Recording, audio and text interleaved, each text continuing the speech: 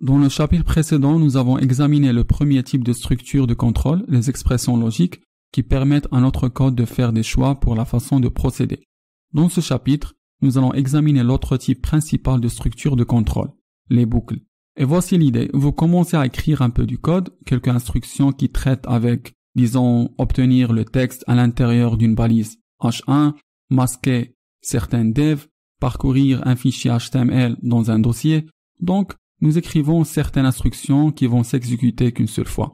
Puis, nous réalisons que nous avons besoin de refaire ces instructions à nouveau. Donc, nous les écrivons encore et encore et encore.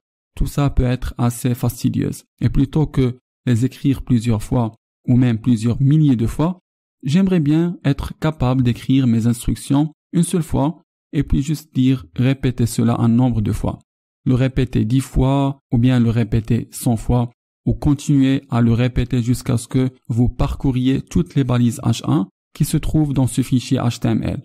Alors nous pouvons répéter 2 instructions, nous pouvons répéter une dizaine d'instructions, une centaine d'instructions et nous faisons cela par la création des boucles. Dans ce chapitre, nous allons jeter un coup d'œil à 2 types de boucles, la boucle while et la boucle for.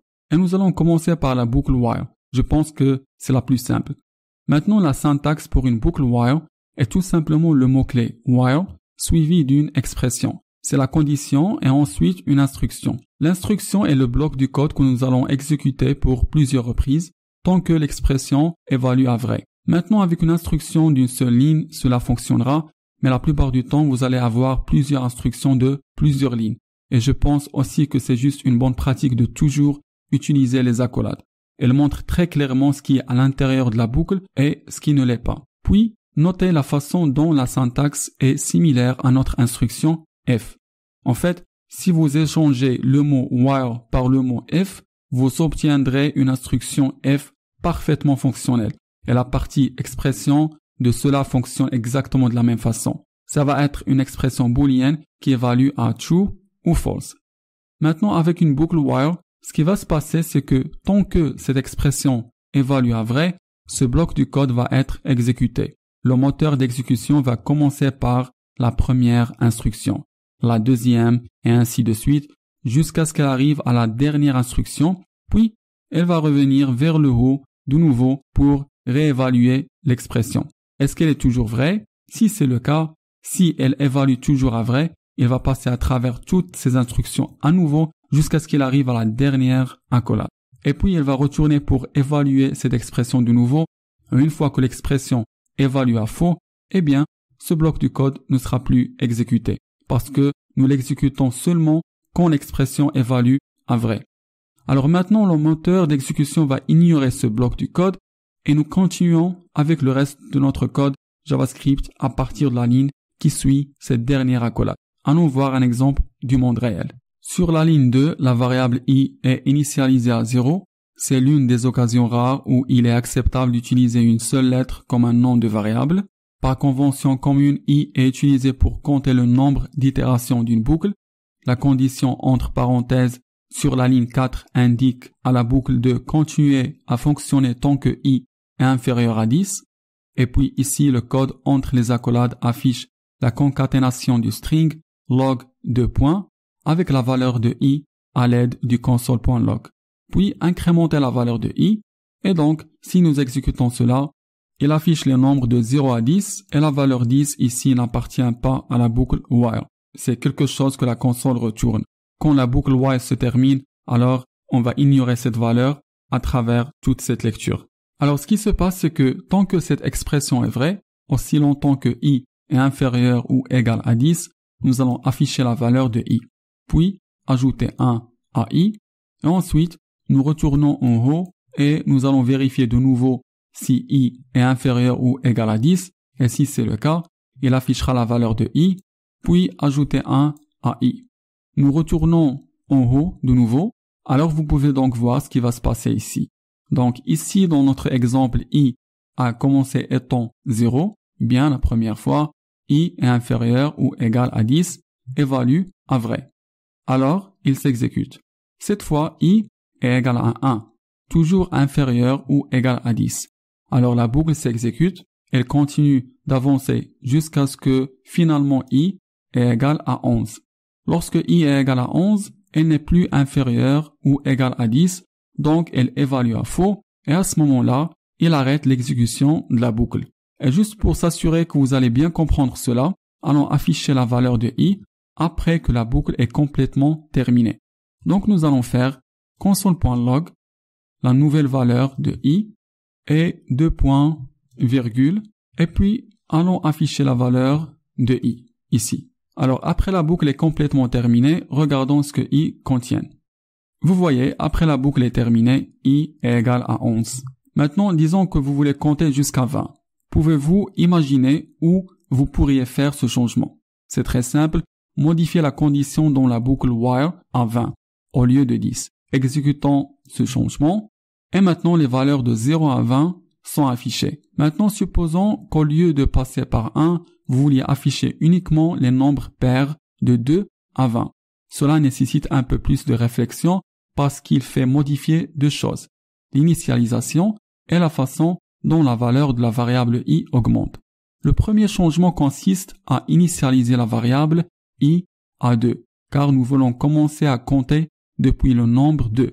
Ensuite, modifier la ligne 8 de sorte que la valeur de i augmente par 2.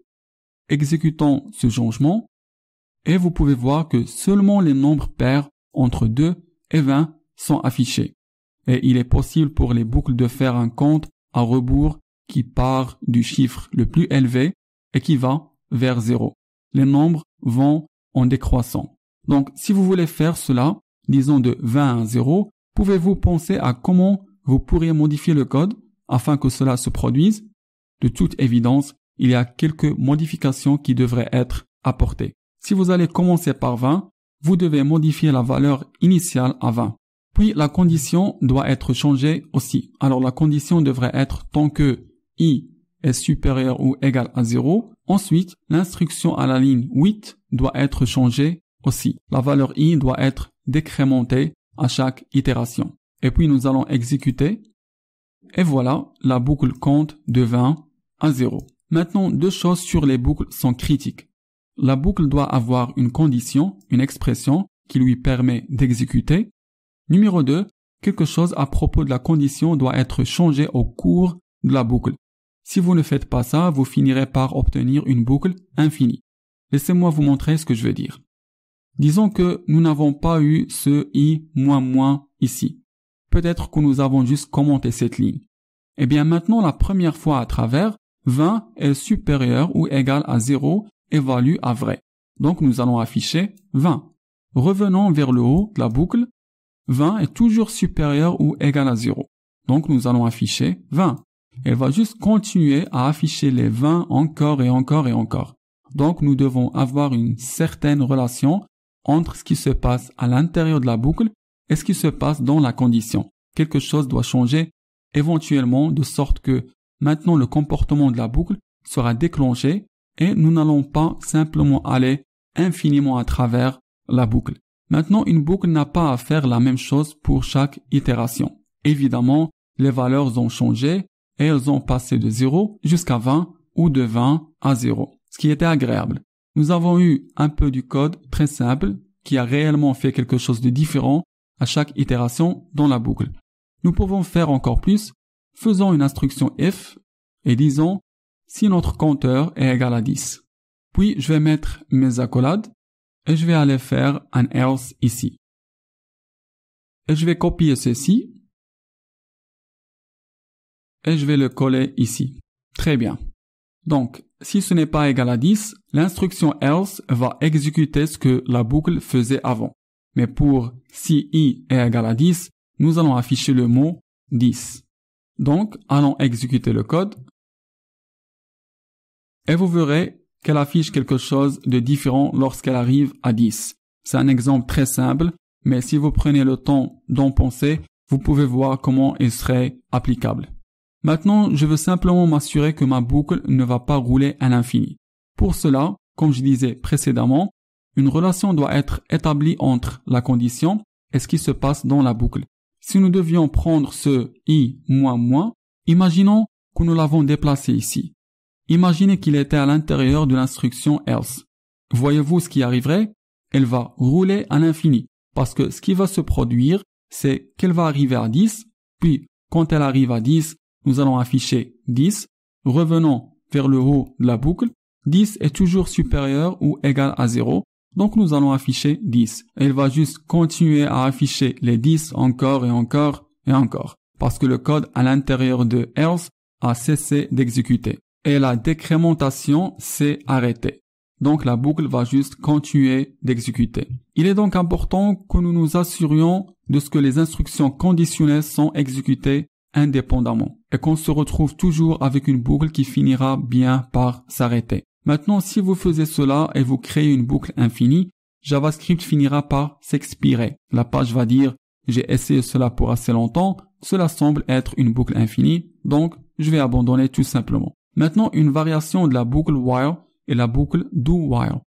Dans une boucle do-while, la condition vient après le bloc du code que vous souhaitez exécuter. Nous allons commenter cette instruction while et vous commencez avec le mot-clé do.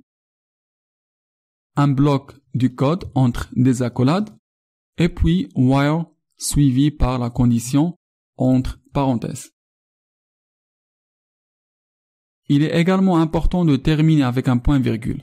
Maintenant, la différence entre while et do-while, c'est que le code dans une boucle do-while sera toujours exécuté une fois, même si la condition n'est jamais vraie. Voyons comment cela fonctionne. Sur la ligne 2, on va changer la valeur de i à -1. Ensuite, nous avons une boucle do-while. Dans cette boucle, nous décrémentons i par 1 et nous affichons sa valeur. Et nous avons finalement cette condition. While i est supérieur ou égal à 0, si nous exécutons ce code, elle affiche -2 et puis elle s'arrête. Nous avons donc commencé à -1, nous avons décrémenté la valeur de i, mais la condition ici est tant que i est supérieur ou égal à 0, alors même si la condition n'est jamais vraie, le code entre les accolades s'exécute au moins une fois. Mais si je change cela par une simple boucle while ici, allons exécuter le code. Rien ne s'affiche parce que la condition empêche la boucle de s'exécuter même pour une seule fois.